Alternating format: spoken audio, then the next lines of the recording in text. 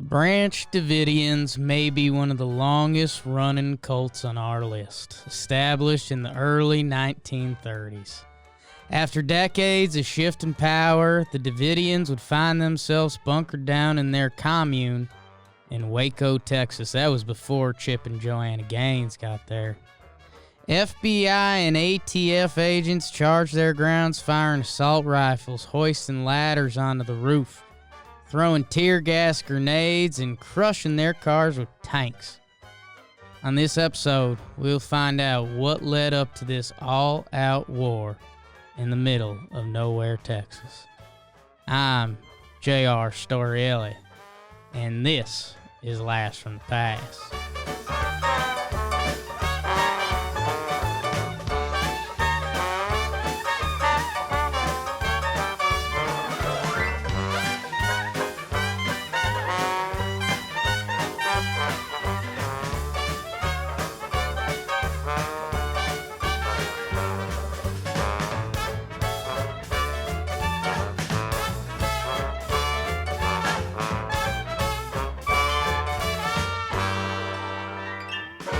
Huge audible in your name there. Just to jump out, like J.R. Storielli for this story in the Texas setting is...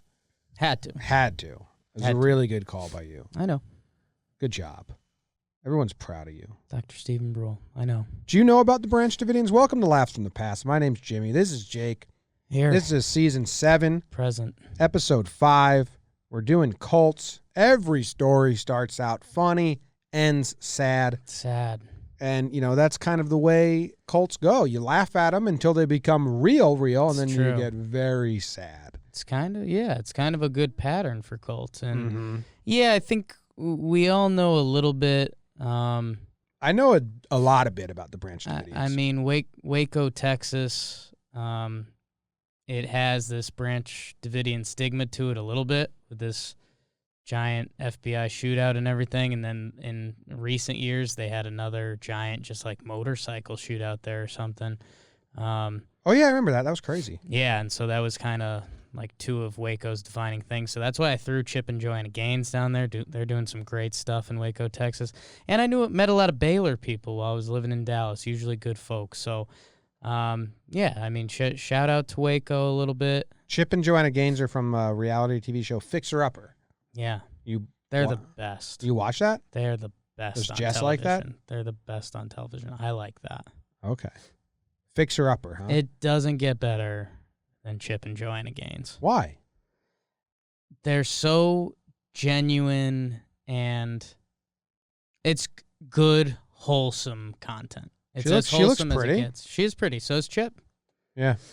And they're both proud Baylor people, and I like their outfits in this one picture. So I think part of the appeal on the show is they're as wholesome as it comes. Like Chip's got generic bad dad jokes, and he's not trying to. Okay. He's not self-aware about that? They're really good about it. They're self-aware. They know what they're doing, but it's tasteful discretion. And they're like refurbing the whole Waco area. Like I bet if you ask Caitlin, she'd be like, "Oh, let's go to Waco," but it's kind of like, "Yo, don't go to Waco. It's still not great." But they've made like a visitable part of Waco, which Waco basically hasn't had. Okay, good for them. Yeah. Chip Gaines is a fucking phenomenal name. Chip's Gaines. He talks like this. He's got his teeth out. He's always having a good day. Chip Gaines. Something terrible happens. He's having a blast. Oh. Can you believe this pipe just fell down on us? I like you as Chip Gaines. I like me as Chip Gaines. I try to bring some Chip Gaines. It's tough. I like Chip Gaines. I've never seen him. I like him so. You just did him. That's the best promotion you've ever done. I'm telling you, Chip man. Gaines. Go check them out. I'm not going to watch Fixer Upper because I hate those shows, but some of the appeal is that it takes place in Waco, so they buy houses for like $80K, and you're like, fuck you guys. But yeah, no, it's easily. I think it's easily the number one show that HGTV has ever put out. Okay, I'm not interested in any of those, but cool. That's because you haven't seen it. Who are the twin brothers? They're the worst. They're the worst people guys on television. They creep me out. Okay, see, God. You're on the same page. I'm telling you, you got to watch this show. I might like Chip Gaines then, but who are those brothers? Do you know there's a third of them? Yes, and he's awesome. Is he? So weird. Property Brothers. Weirdest guy on TV. I told you there was a third one. He makes the other two make sense, at least. they are. I Yeah. mean, is it known that they're creepy?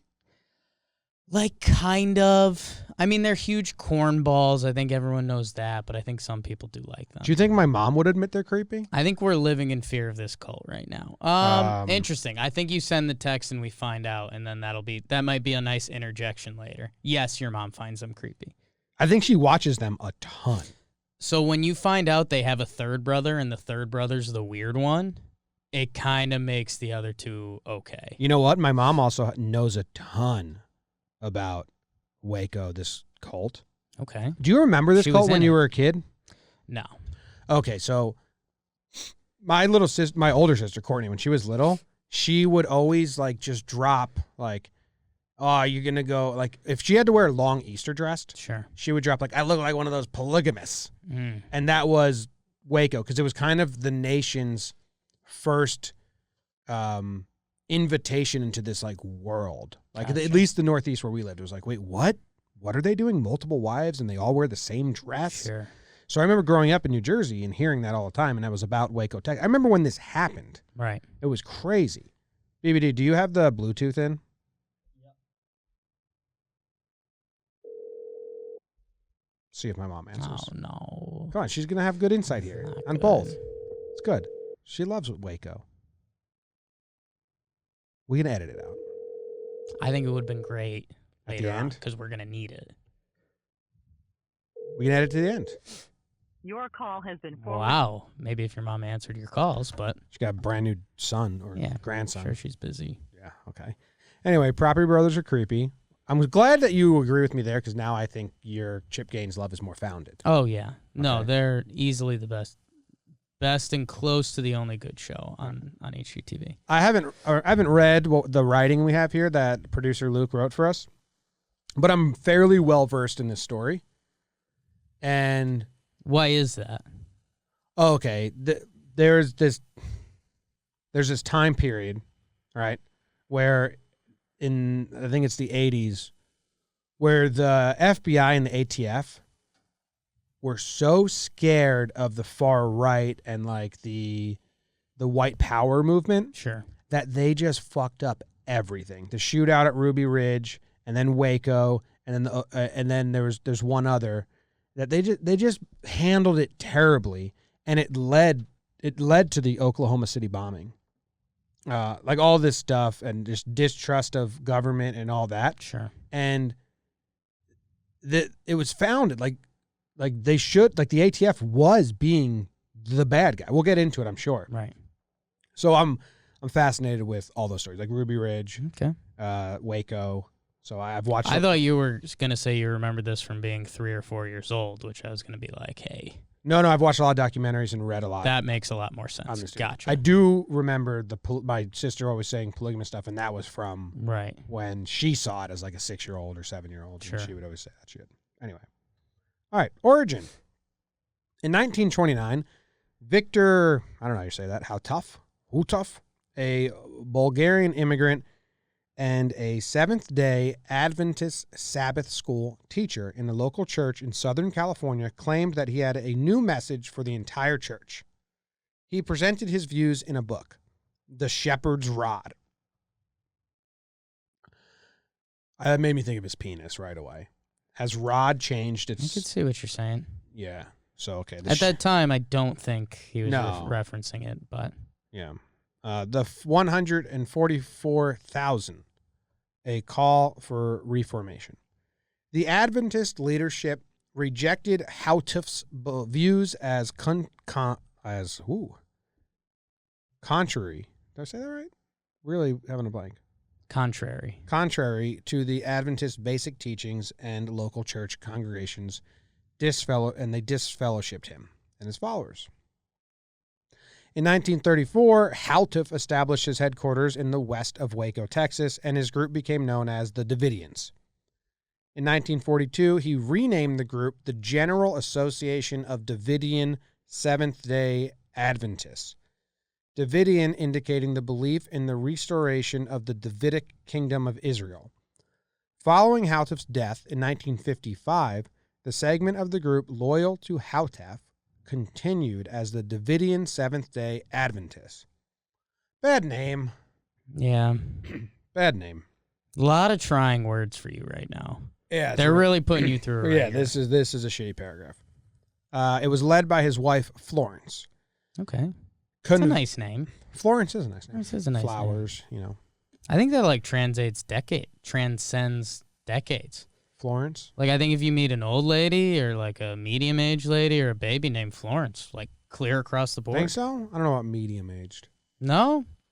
No. But I think old and then young. I worked with like you name your kid after your grandparents, so that's why names kind of okay, so you've got the pivot there. Not everyone does that, but I think I worked with a lady who was in the middle name Florence, so maybe I have her image. Yeah, I've tried to rack my brain if I know any Florence. Flo from Progressive, maybe that's her full name. God, you love her. No, take it back. You love. Strike it from the record. Hurts. I love hurts. Your love hurts. My love hurts. Perfect. Glad we landed somewhere. Convinced of an imminent apocalypse in a time frame announced by Florence Haltuff, which was not found in the original writings of her husband. So she added an apocalypse. It's like, everything my husband's saying was cool, but also we're all going to die soon. Which, by the way, all about that. Yeah, it's good. You got to add something. Oh. He forgot. I think you left one thing out. World's ending. Apocalypse at the end. Yeah. Everything needs an ending. Yeah. Yeah, okay. So. But hey, apocalypse, one of the it's a mainstay. One of the table legs of building a cult. So good for her. Thank you, Florence. Florence and her council gathered hundreds of faithful followers together at their Mount Carmel Center near Waco in 1959 for the fulfillment of Ezekiel. Ooh, Ezekiel. Not Ezekiel. Jake said Ezekiel on a different podcast, I believe. I'm pushing it. Staying strong for the Ezekiels out there. Okay. The anticipated events did not occur. And following this disappointment, Benjamin Roden formed another group called the Branch Davidians and succeeded in taking control of Mount Carmel. Oh, wow. Jeez. That's a tough break. I mean, the world's supposed to, if the world's supposed to end, you're all supposed to die. That doesn't happen. Yeah, man, you can't be in control anymore. Oh, big time failure. So they branched off, and they're the Branch Davidians. Now, I love Branch Davidians. I think that's a cool name. I don't know why. Just the way it flows. You like, okay. Yeah, no, nothing here. This name is an allusion to the anointed branch. When Benjamin Roden died in 1978, he was succeeded by his wife, Lois Roden. Do you mind if I pause you for a second, James? Okay, yeah. Because we just covered a lot of time period in a paragraph. Yeah, because we're getting to the 80s. Yeah, I mean, we went from 1942, we went to 1934 to 60s. 1978. Yeah. In a paragraph and a half. Yeah. So what do I need to know there? So we just have a bunch of followers and there was a takeover to get us here? Okay, they branched just off. Making sure. The wife of the guy who died and started it. Right. Actually, he wanted to be part of whatever, the Adventist church. Right. And they're like, nah, dude, you're crazy. He died. Right. He wasn't even that crazy, doesn't seem. His wife says, actually, he was a genius, but he forgot about the apocalypse. Right. Apocalypse doesn't happen. Benjamin Roden says, fuck that. You can't say world's ending and it doesn't end. We created the Branch Davidians. Kind of fair by Benjamin Roden. That's what I'm saying. I'm with him. Yeah. But then Benjamin was succeeded by his wife, Lois, when he died. Right. Okay? And We've had 2 wife takeovers so far. Members of the Branch Davidians were torn between allegiance to Ben's wife, Lois Roden, and his son, George. I mean, this is classic ancient Europe. Yep. After Lois Roden died, George Roden assumed the right to the presidency. So I'm going to assume he killed his mom. But less than a year later, because that's classic Europe. That is classic Europe. He wants power. Or at least a good story. Yeah. But less than a year later, Vernon Howell rose to power and became the leader over those in the group who sympathized with him. So tough break for George. His dad takes over a cult. That's tough. His mom takes it over from him. Now it's his turn to take it over from his mom. Psych, here comes Vernon Howell. And that's tough because, I mean, the way this sounds currently is just literally the classic, we keep saying ancient Europe, which doesn't get mentioned a lot, but the classic, the kid takes over the throne, and it's sorry, bud, but you don't have the marbles for this. Mm-hmm. We believe in Vernon Howell. Yes. I think Vernon Howell is actually the main dude, but his name, he changed his name. Also, by the way, Yeah, okay. Vernon, we just did the old person, middle person, young person. Where are you at with Vernon? Vernon's nobody. So not allowed. I think it's a cool old person. I'll name. give you a hint. Vernon Howell didn't even go by Vernon. Yeah, that's true. He went by David, because fuck Vernon. You can't go by I Vernon. think I'm in on older Vernons and maybe a young Vernon. You can't. Vern Lundquist. Vern's cool. See? But Vernon, bad name. Anyway, Okay. so Vernon Howell is actually David Koresh. He's the main dude here. Right. He kind of does all this. So, Which, by the way, I mean, yes, it could be because the name Vernon, we're up in the air on it. But if you're going to be running the branch Davidians, David. the David move is so choice. Yeah, it's good. So choice. It's really good. So I don't know if he did that before or after. I wonder when he changed his name. So Vernon Howell, David Koresh, arrival on the Waco compound in 1981 was well received by nearly everyone at the Davidian commune.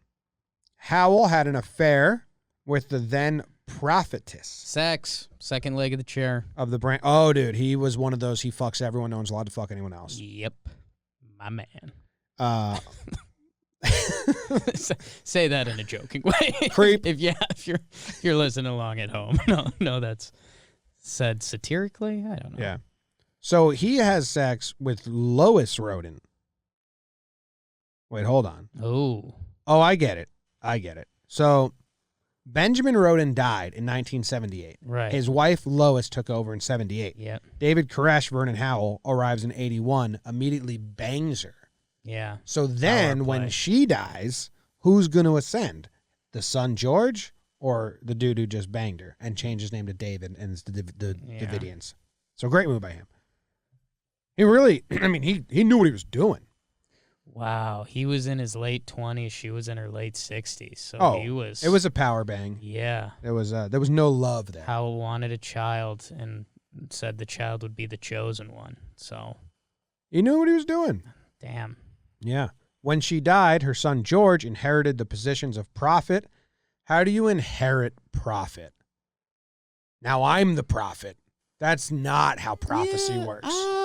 I don't know. You die, your powers are passed along. I Yeah, don't know. I'm there. I'm calling bullshit on that. That's all bullshit. So, So when she died, her son George Rodin inherited prophet and leader of the commune. However, George Rodin and Howell began to clash. Howell, which is Vernon, which is David Koresh, very confusing, soon enjoyed the loyalty of the majority of the branch Davidians. So George must have sucked. I mean, George just didn't have it, man. It wasn't cut out for it. Yeah. That's why monarchy isn't always great, Yeah. As an attempt to regain support, George Rodin challenged Howell to raise the dead, going so far as to exhume a corpse in order to demonstrate his spiritual supremacy. Man, Yeah. that is a classic case of trying to win the battle and losing the war like that. Yeah. Like, you guys think this guy's going to be your leader? He can't even raise the dead. Watch this. Hold up. Goes outside, brings in a dead body into the commune. Raise this guy. And they're like, dude, he's dug up a body and brought it in here. Yikes. You're out. Germs, all of it. No thanks. Germs is the main issue there. Ugh. So, this illegal act gave Howell an opportunity to attempt to file charges against Rodin. However, he was told he needed evidence. So, he did try to be like, yeah, that guy's crazy. This led to the raid on November 3rd, 1987 of the Mount Carmel Center by Howell and 7 of his followers equipped with 5, how do you say gun names? 223. Caliber semi-automatic rifles, 2 22 caliber rifles, 2 12-gauge shotguns, and nearly 400 rounds of ammunition. Their objective seemed to be to retake the land that Howell had left 3 years earlier. Although they claimed to have been trying to obtain evidence of Roden's illegal activity, they did not come equipped with a camera. So they got kicked out of the Mount Carmel Center because George was in charge of it. And they're trying to run a coup. Coup. Yeah. Trying to take over. They had a lot of weapons. Yeah. The trial ended with the jury finding the followers of Howell not guilty. But the jury members were unable to agree on a verdict for Howell. After his followers were found not guilty, Howell invited the prosecutors to Mount Carmel for ice cream. Happy story. They had real non-cult U.S. court trial about this? Yeah. What? Yeah. Everyone was found not guilty, and they found he invited everyone. Vernon invited everyone to ice cream. like in a real court of law. They were like, that dude was telling me that I had to raise the dead, so he brought a dead body in here. Oh, you don't know what happened? So we went in there with a ton of This happened in the courtroom. All the sane people looked at each other and said, "Fuck this! Get all these people out of here. Yeah. You're innocent." Yeah, you're right. If you're the jury there, you're like, we're gonna You just realize you entered a world that you're not supposed to be like in. we'll bow out of this one. No, thank you. Send them back and let them handle this. Give them the guns. Let them figure it out. And Damn. they kind of do. Damn. All right.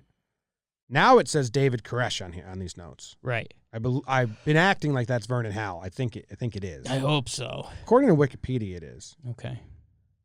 Vernon Wayne Howell. Now Wayne Howell is kind of a cool name.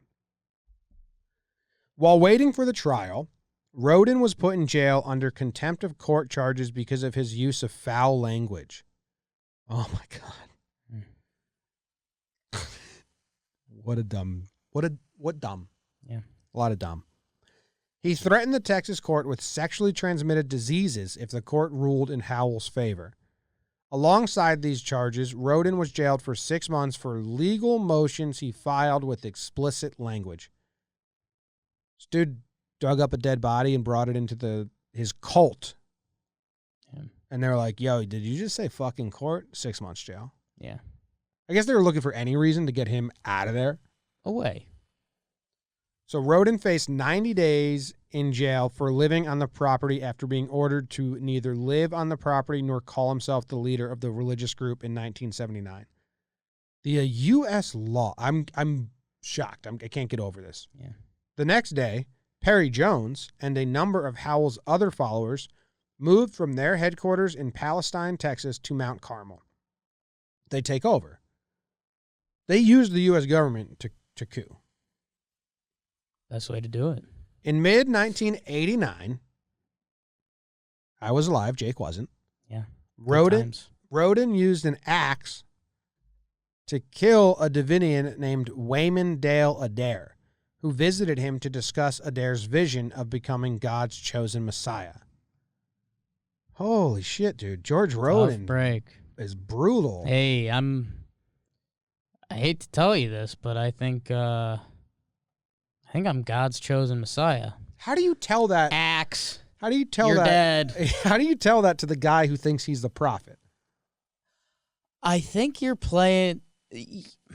Like you go to him in private. Like, I think hey, you're no. Hey, Roden, you know how you think you're the prophet? I think I'm the chosen Your one. back's against the wall and you're pretty miserable. Like maybe you're about to kill yourself, and you're like, you know what? If I'm gonna go out, I might as well try to make one last Hail Mary to climb the ladder. Yeah. And, yeah. Killed with an axe. That's tough. Well, Roden was found guilty under an insanity defense and was committed to a mental hospital. Shortly after Roden's commitment, Howell raised money to pay off all of the back taxes on Mount Carmel owed by Roden and took legal control of the property. This dude knew what he was doing. Yeah. It's a gamer. David Koresh knew what he was doing. That might come back to bite me. Don't clip that.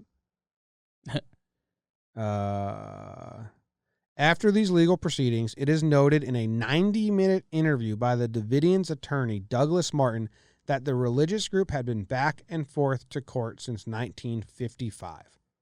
So the U.S. government's totally aware of these Yeah, cases. they know what's going on. On August 5th, 1989, I'm still alive, Jake's still not. Ideal. Howell released the New Light audio tape in which he said that he had been told by God to procreate with the women in the group to establish a house of David, of his special people. This involved separating married couples in the group who had to agree that only he could have sexual relations with the wives, while the men should observe celibacy. Howell also said that God told him to start building an army for God to prepare for the end of days and a salvation for his followers. Howell filed a petition in the California State Superior Court in Pomona on May 15th, 1990, Jake's now alive, to legally change his name for publicity and business purposes to David Koresh. On August 28th, he was granted the petition. In 1992, most of the land belonging to the group had been sold except for a core 77 acres. Most of the buildings had been removed or were being salvaged for construction materials to convert much of the main chapel and tall water tank into apartments for the resident members of the group. Many of the members of the group had been involved with the Davidians for a few generations, and many had large families. So, Yeah. Jake. Okay. David Koresh. Maybe, have you ever seen what he looks like? No. Okay. He looks like he could be on an album cover for, like, Kind of an album name. he looks like he could be like the Okay, the I've got him second now. of a 80s rock I'm there. band. Yeah, you got this one with the glasses Yeah. and curly hair? Yeah, yeah. Child of the 80s. So his long con was, okay, I'm going to move here. I'm going to infiltrate this group. I'm going to fuck the leader. When she dies, maybe he killed her, I'm going to take over. I'm going to take over the commune. And this religious group that's been around for 50 years, I'm not allowed to fuck all of them. And guess what? The men, they're not allowed to fuck anyone. Nada. Prima nocte, basically, but not even on a wedding night, just all the time. It's tough. Decent looking dude, like, I don't know. It's like he had 15 kids. He did? Well, yeah, he was building an army of Davids. Yeah. Yeah. Damn. So he changed his name to David Koresh. Are you excited? I know this is a weird way to put this. For the purposes of learning about cults, are you excited that this is very sex-driven? Yeah, I just think this is, if you're involved in something Mm-hmm. and, you know, maybe you believe in the cause or you just like what's going on or it's a hobby for you, but then someone says, hey, I get to sleep with everyone and nobody else does. Cult. Yeah. So big change It's right a there. huge red flag. You don't see that in a lot of other parts of society. Just really cult. It kind of, so the Branch Davidians, I think, Yeah. up until David Koresh, was just a religious group, right? A fringe religious group? Yeah, fringy religious group that, yeah, I mean, before this guy and the hostile takeover for power, I mean, again, the starts of this was the early 1930s. So, I mean, we've got almost, 50 plus years of just a group of people Yeah. Hanging out. hanging out. So imagine if you're a Branch Davidian, like, Right. because your parents or grandparents we're going on Right. 50 years, right? Something like that. Or you're 20, and all of a sudden, now you got to fuck this dude? Yeah. It's a bad break. I mean, if you believe in it and you believe what he's putting out, yeah. Well, this is where it turns really sour. In 1989, Koresh used his power as spiritual leader to take several spiritual wives, some of whom were as young as 12. He wanted to create a new lineage of world leaders. I mean, he lives in a fucking commune in Waco, Texas. How's he Yeah. creating world leaders? This practice later served as the basis for allegations that Koresh was committing child abuse, which contributed to the siege by the ATF. He was. Yeah. He was a bad guy Oh, yes. using, like, basically brainwashing. That's cult. Yeah. It's a cult. It's a cult. So, That's how it always ends. It always ends with the cult. interpreting Revelation 5:2, Koresh identified himself with the lamb mentioned in the verse. This is traditionally believed to symbolize Jesus Christ. However, Koresh suggested that the lamb would come before Jesus Oh, I like that. and pave the way for his second coming. It's like, no, I'm not Jesus. I'm just laying some groundwork. Yeah, building a foundation here. Do you like Jesus? Then I'd support what I'm doing. Yeah. I'm just, a good foundation is how you build a house. I am the opening act. Yeah. So don't no one gets mad at the opening act. Yeah. You're about to see a good show after me. Get ready. Just trust me. If you want Jesus to put on a good show, have sex with me. Yeah. It's great. Works. By the time of the 1993 Waco siege, Koresh had encouraged his followers to think of themselves as students of the Seven Seals rather than as branch Davidians. Now he's changing the whole thing. Yeah. During the standoff... These are always, and okay, so if you're in this cult and the leader has started banging your wife or whatever's going on, or you're getting banged, whatever, if you see some really late audibles, it's time to go.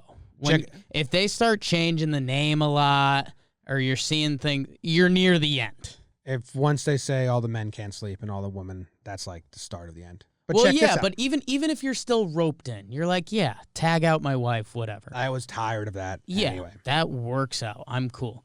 If you start seeing a late name change and things like that, that's when it's about to drop. Listen to the next line. Yeah.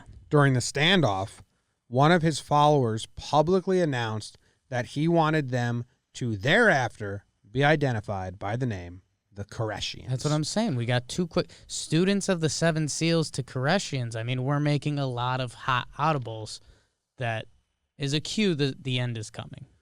Why? What's Koresh? Is there a meaning there? Isn't that his last name? No, his last name was Howell. David Koresh. Yeah, but he changed his name to David Koresh. His name was Vernon Howell. He just sounds good.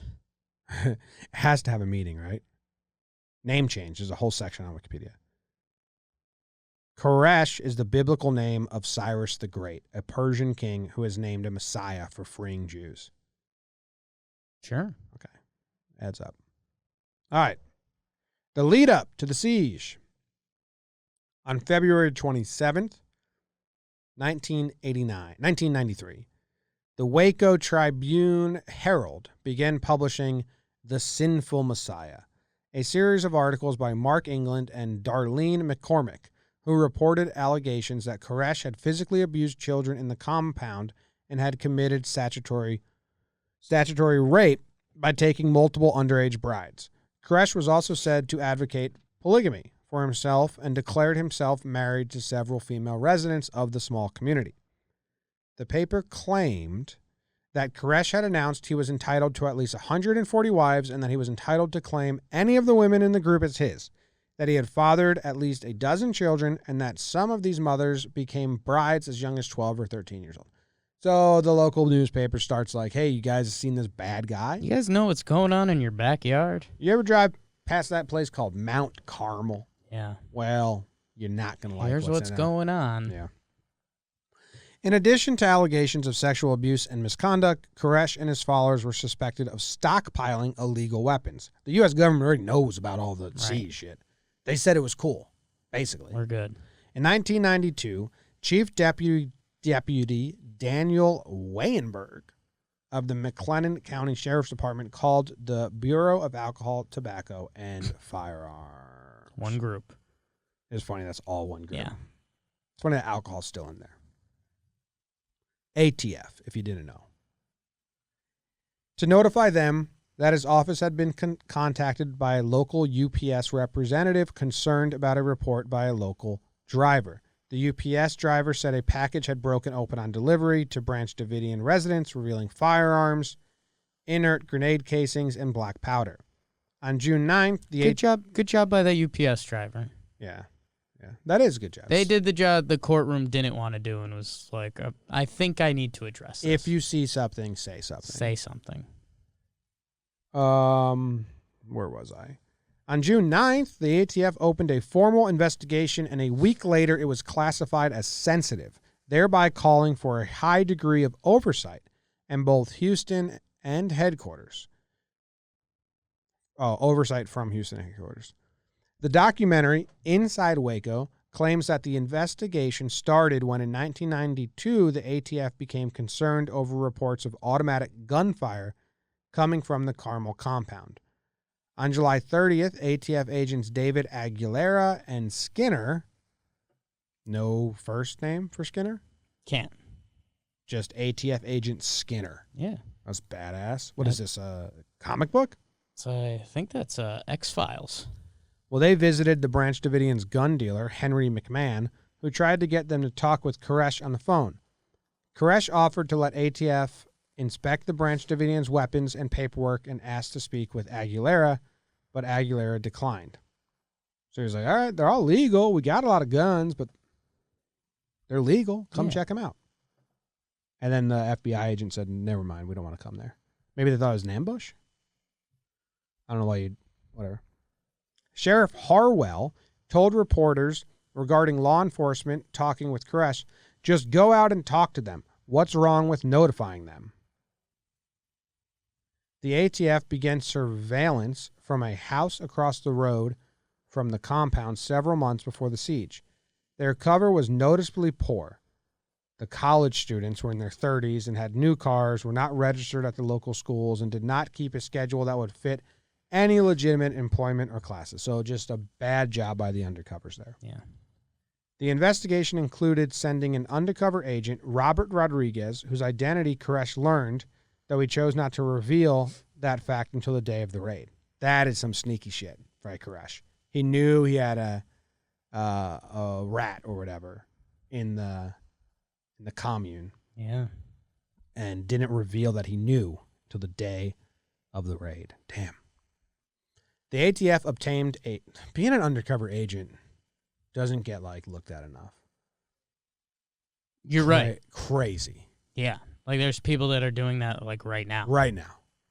Yeah. Yeah. It's nuts. A spy, professional Someone's spy. job. Yeah. It's crazy. Infiltrate a dangerous group of people. Become one of them. Gain their trust. No, thank you. Yeah, I'm good. Yeah. The ATF obtained a search warrant on suspicion that the Davidians were modifying guns to have illegal automatic fire capability. Former Branch Davidian Mark Brault claimed that Koresh had M16 lower receiver parts. So he's doing bad shit with guns. Another report was made to the sheriff in November of 1992 by a local farmer who believed he heard machine gun fire. By the sound of it, he said, it was likely a .50 caliber machine gun and multiple M16s. I love guys. I know that they can do that. They hear a gunshot and tell you what gun it is. Yeah. Skill I'll never have. Yeah. That's that one and the guys that can tell what cars are coming. Oh, by the sound? Yeah. It's crazy. Yeah. It's nuts. By the sound of it. Your dad a car guy? No. No, but he gets company cars. Right. So he wants to be not a slob about it. Right. So he gets a new car every couple of years, and he does his best to be a fake car guy. I don't even know if he knows he's a fake car guy, but he's a fake car guy. Okay. He's definitely not a real car guy. Okay. I was gonna say my dad's kind of a car guy. Is he? Yeah. I think he could do some of the engine stuff. Oh, my dad knowing car sounds. Yeah, that's what I was asking. He just likes having a nice car. But that was a generation ago. There was still a chance, you could just kind of be involved in that stuff. I'm out. I don't know anything. Nothing. My brain doesn't even pick up cars. If you were to ask me what kind of car my friend drives and I've been in it 20 times, I'd be like, no. I don't input that at all. And then there's David Cook to my friend knows exactly what car. Right. Everyone that shows up to the house. I know him as a car guy. You. Yeah. Oh yeah, he's a big car guy. But there was a time when people learned car stuff. Yeah. No thanks. I'm out. Take me, go forwards, backwards, left and right. Charge me out the door. Yeah. Where was I? So this farmer claimed he was very familiar with machine guns, having done a tour overseas in the U.S. Army. The affidavit closes with Aguilera verifying the story via interviews made with associated parties and gun shops from which Magbag purchased items. Kind of a fun name. Among these items were over four. Dude, I want to skip a lot of this. They had a lot of guns. Yeah, we got a lot left too. Do we? Oh, shit. Yeah. Okay, hold on. I just scrolled down to see how much is left, and I missed all that. Don't know where I am. Okay. I'm going to skip all the lead-up paragraph here. They got a lot of guns. Got a ton of guns. ATF happened to get statements from a department worker who managed to investigate a case on the Carmel site. This agent, Joyce Sparks, had 2 separate visits to the grounds where she questioned members of the Branch Davidians and toured the compound. The first visit involved interviewing a young boy of the compound who was in a rush to grow up so he can have a long gun. Goals. The issue was not looked into until Mrs. Joyce's second visit, when she was able to speak to David Koresh himself. He nonchalantly mentioned there were only a few guns, but when Miss Joyce asked if it is okay to tour the compound, he requested she wait for 30 minutes so he can hide any guns from members not shown the guns. That seems like bad. Yeah. During the tour was when Miss Joyce looked inside a trap door and noticed a buried bus with a refrigerator at the end. It was obvious the refrigerator was used as target practice by the Davidians, with the bullet holes in it and the gun strewn along the floor of this makeshift basement. I forgot about that. They buried a bus. It's kind of cool, kind of scary.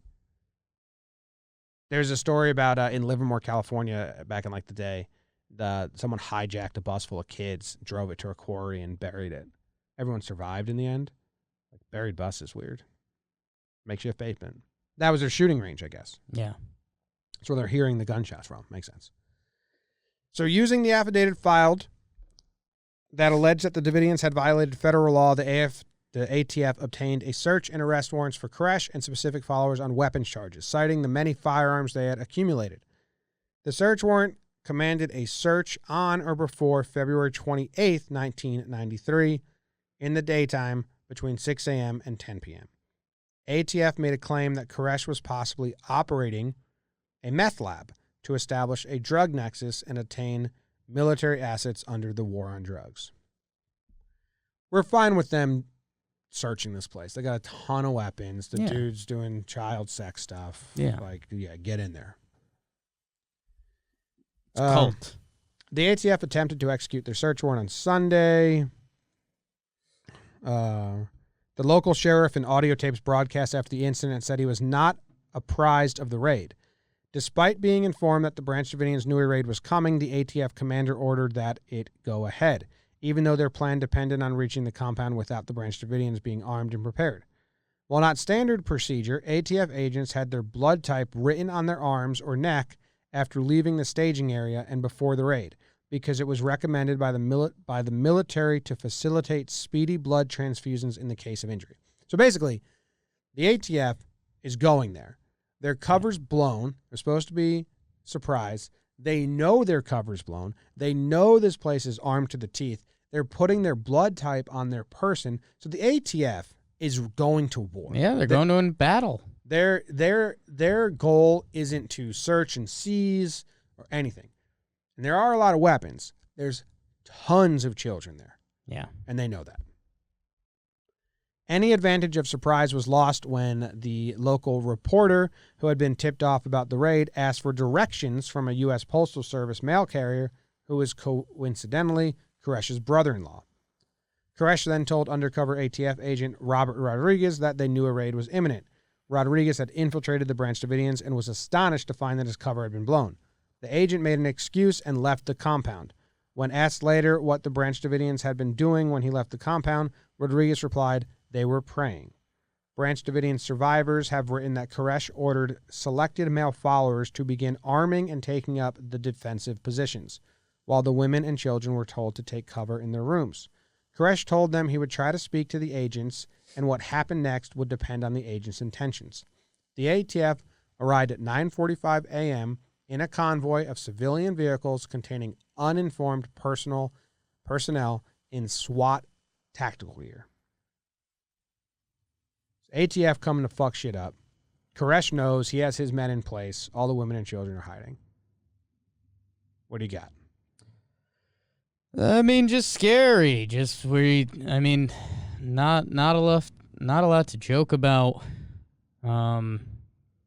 I mean, it's crazy. There's going to be a battle in Waco, Texas, and again, like we get these sheets put in front of us and start reading ahead together, and there's a play-by-play of what goes on, and it's I mean, just terrifying stuff that we we were just giving people credit for being undercover, and like that's a ridiculous life. Like, how about not being undercover? How about being an ATF agent and having to go to war in Waco, Texas? Yeah, they didn't really need to go to war. That's kind of the main issue here.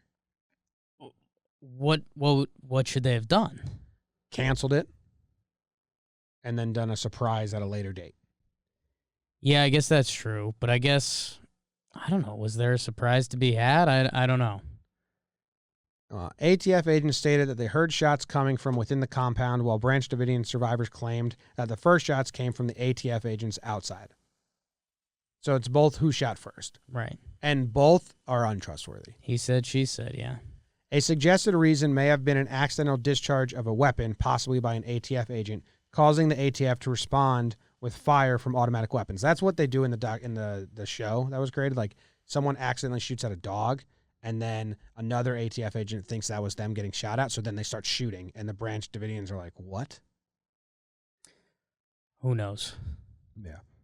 Other reports claim the first shots were fired by the ATF dog team sent to kill the dogs in the Branch Davidian kennel. Yeah, that's what the TV show was. Right. 3 helicopters of the Army National Guard were used as aerial distraction and all took incoming fire. During the first shots, Koresh was wounded, shot in the hand and in the stomach. Within a minute of the raid starting, Branch Davidian Wayne Martin called emergency services, pleading for them to stop shooting.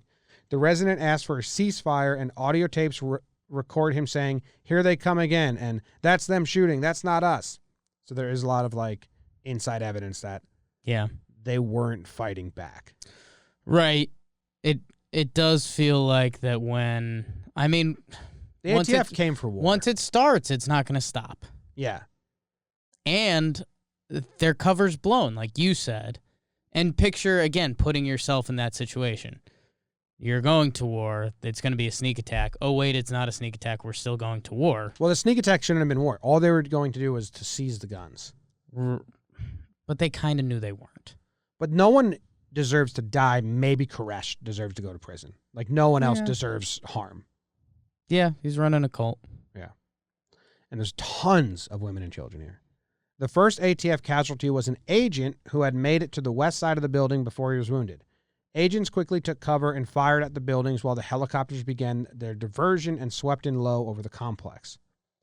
350 feet away from the building, the Branch Davidians fired on the helicopters and hit them without injuring the crew, and the helicopters immediately stopped the mission and landed. On the west side of the compound, agents hauled out 2 ladders and set them against the side of the building. Agents then climbed onto the roof with the objective of securing it to reach Koresh's room and the arms storage. On the west slope of the roof, 3 agents reached Koresh's window and were crouching beside it when they came under fire. 1 agent was killed and another wounded. The 3rd agent scampered over the peak of the roof and joined other agents attempting to enter the armed rooms. I believe there's footage of all that.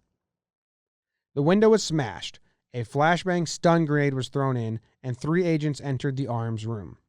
When another tried to follow them, a hail of bullets penetrated the wall and wounded him, but he was not able to reach the ladder and slide to safety. An agent fired with his shotgun at Branch Davidians until he was hit in the head by return fire and killed. Inside the arms room, the agents killed a Branch Davidian and discovered a cache of weapons, but then came under heavy fire. 2 were wounded.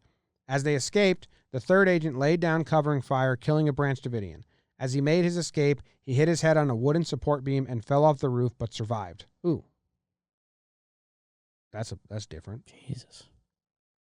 An agent outside provided them with covering fire, but was shot by a Branch Davidian and killed instantly. Dozens of ATF agents took cover, many behind Branch Davidians' vehicles, and exchanged fire with Branch Davidians. The number of ATF wounded increased, and an agent was killed by gunfire from the compound. Agents were firing at a Branch Davidian perched on top of a water tower. The exchange of fire continued, but 45 minutes into the raid, the gunfire began to slow down as agents began to run low on ammunition. The shooting continued for 2 hours. So they're just shooting each other forever. 2 hours of war. Yeah, crazy. Do we still want to read all this, or should I just skip ahead? It's tough. I mean, that was a full battle scene. I'll skip ahead. I'll just paraphrase what I know. Koresh and all of them made videotapes to send out to like the local TV station while like in the middle of this when it's seized. Like you can see him on YouTube and stuff. Like it's like, you know, talking into a camera. He's been shot. He's got all everyone around him like, please stop. Why are you doing this? Blah, right. blah, blah, blah, all that. They're attacking us. And from their point of view, they were being attacked. Right. Right. So deservedly so or not. They were shooting back. Right. But for their point of view, they are anti-government and whatever they think they're attacked. The fucked up part, I know we're like long into this, Jake, is that they put tear gas on them, right? All these tear grenade gas things. Yeah. Then they did like, let's see if it's on here. They did like fire and the whole thing just, because they had tear gas all over, flammable. Right. And that's where they massacred them. The final assault took place on April 19th. Because the Branch Davidians were heavily armed, the FBI hostage rescue team's arms included 50 caliber rifles and armored combat engineering vehicles. The CAVs used explosives to punch holes in the walls of the building of the compound so they could pump in CS gas, tear gas, and try to force the Branch Davidians out without harming them. The stated plan called for increasing amounts of gas to be pumped in over 2 days to increase pressure. Officially, no armed assault was to be made. Loudspeakers were to be used to tell Branch Davidians that there would be no armed assault and to ask them not to fire on the vehicles. According to the FBI, the hostage rescue team agents had been permitted to return any incoming fire, but no shots were fired by federal agents. When several Branch Davidians opened fire, the FBI hostage rescue team's response was only to increase the amount of gas being used. After more than 6 hours, no Branch Davidians had left the building, sheltering instead in an underground concrete block room, the bunker. I think it was the bus. At around noon, 3 fires broke out simultaneously in different parts of the building and spread quickly. Footage of the blaze was broadcast live by television crews. The government maintains the fires were deliberately started by the Branch Davidians. Some Branch Davidian survivors maintain the fires were accidentally or deliberately started by the assault. Only 9 people left the building during the fire. The remaining Branch Davidians, including the children, were either buried alive by rubble, suffocated, or shot. They all died. Right. Why would they start a fire inside? 76 people died. Candles, light. I don't know. Yeah. But it was the tear gas induced the fire and all of that. And crazy ending. Like full out. Well, this is a different one, not a group suicide. The cult didn't kill other people. The government killed the cult. And the events at Mount Carmel spurred both criminal prosecution and civil litigation. On August 3rd, 1993, a federal grand jury returned a superseding 10-count indictment against 12 of the surviving Branch Davidians. The grand jury charged, among other things, that the Branch Davidians had conspired to and aided and abetted in murder of federal agents and had unlawfully possessed and used various firearms. The government dismissed the charges against one of the 12 Branch Davidians pursuant to a plea bargain, because they kind of knew, like, oh, we fucked up. Yeah. Trials and imprisonment. After a jury trial lasting nearly 2 months, the jury acquitted 4 of the Branch Davidians on all charges. Additionally, the jury acquitted all of the Branch Davidians on the murder-related charge, but convicted 5 of them on lesser charges, including aiding and abetting the voluntary manslaughter of federal agents. The convicted Branch Davidians who received up to 40 years were David. Well, we don't need to know their names. That's kind of it. So, like, in the end of this shit show, the U.S. government, like all right, we'll charge them. We'll charge them with the least amount, like misdemeanor. 8 were charged with misdemeanors or whatever. The whole thing is fucking insane. It's not funny at all. And we're trying to do comedy in history here. But I think this story, I've always been fascinated by it. It sparked so much trust because, one, a lot of innocent people in there that were just being brainwashed. Right. Like all cults. Like all cults. A lot of children and women. And the ATF knew that this was a group of people paranoid and in fear and anti-government. Right. So when they are trying to do a sneak attack and then they find out, hey, they know you're coming, they're going to be prepared in case if you come with guns, they're going to come with guns too. Nowadays, you send like a negotiator, one person. You do not send an army. No, and like you said, nowadays, and I'm on a big. You forget how much more dumb people were 30 years ago, and hopefully this was a learning from people's mistakes. But you're right. When it got discovered, they should have figured something out. And like you were saying, I mean, it seems like Koresh was the head of the snake, and they didn't really try to clip the head of the snake at all. If you clip him or go in there and forcibly do something, Right. but make sure, wait until he leaves the compound, Right. and then like capture him off site. I mean, I'm assuming he didn't leave the compound a lot. I think he did. He would recruit people from like local bands and bowling alleys and shit like that. Yeah. Yeah, I don't know. And then I mean, I think the part that makes it a story and grabs people's interest, obviously, all the death and the cult and all that stuff. But like you said, I mean, it turns into this big game of he said, she said, where you could take sides on. I mean, there's, did the government shoot first? Did they shoot first? Did, what kind of went on? There's different things, and this is where it gets culty. I guess there was a report by the University of Maryland that, there was time for people to escape when the fire started happening. But because they were brainwashed culties, they sat there and they got absorbed by the fire. So there's so much after it that you... Yeah, and the shitty part is the news at the time right was incredibly, like, look at these wackos, they deserve this, they all deserved it. And it's like, man, David Koresh might have. Some of his lieutenants might have. Koresh and some of the higher-ups, yeah, and what... Tons of kids there. Yeah. For the ATF not to, like, handle that with a little more care is crazy. They had a swimming pool in their compound. That's cool. So? Some of the pictures are crazy, dude. Crazy. They had a lot of guns. They did have a lot of guns. Very interesting. I think it's a... Why'd they have so many guns? Because they thought the end of the world was going to come. So then when this happened and the fire started, they just believed this is the end of the world. Well, why would you need guns for the end of the world? They were going to fight it? I don't know. You're right. But like in all, like, if anyone's an expert on this, correct me if I'm wrong. I don't think they ever had plans. Like, it was for protection. Like, they never had plans to go, like, but they had the ability, which is the scary part for the U.S. government.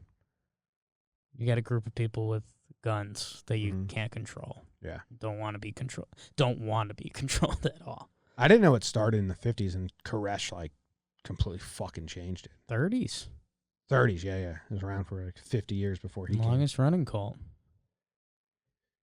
Yeah, it's weird. You can see the YouTube videos of him like talking, like in the bunker when he got shot. And, like, it's just very 80s. Hey, look at this. This is one of his wives and two of his kids with her. Creepy. You know who played him in the TV show? Who played him in the TV show? Tim Riggins. Nice. Yeah. It's nice. It's a good show if you like Gambit. Traumatizing shit. Also, if you're interested in this stuff, the documentary Oklahoma City is good, and the TV show Waco. But yeah, nuts. Yeah. First one that ended with like war. Tough for Waco. Real tough break for Waco. Tough for Waco. There was just a compound. You know? It wasn't like in the middle of a town or anything. It was like the weirdos on the edge of town. That's kind of Waco. That is all of Waco? Yeah. Cool. Good for them. It was until Chip and Joanna Gaines came in. What's his name? Chip Gaines? Chip Gaines. What's his real name? You don't get named Chip, right? I mean, in that area, I think he could be, but he's probably... Isn't Chip originally Chip off the old block? So yeah, could be I thought it was Junior. I thought it was a nickname. Chip Gaines' birth name. This is important. A lot of people have searched for it. It says his name is Chip. I mean, it could be. Damn. Chip is not his nickname. It's his birth name. I had a hockey teammate named Chip. His dad was named Tip, and his grandpa was like Kip. Like they had different Just names, kept but it their rolling. nicknames were just like Kip, Tip, Chip. The Yips. Yips. Cool. All right. Well, that was the Branch Davidians. Yeah. Laughs from the past. Once again, starts fun with some jokes, ends just sad. Heavy second half. Cults. If we have one more cult tactics. episode of this season, or maybe this was the last of this season. We'll see. Yet to be decided. And then we'll come the next season. Thank you very much for listening. See you later.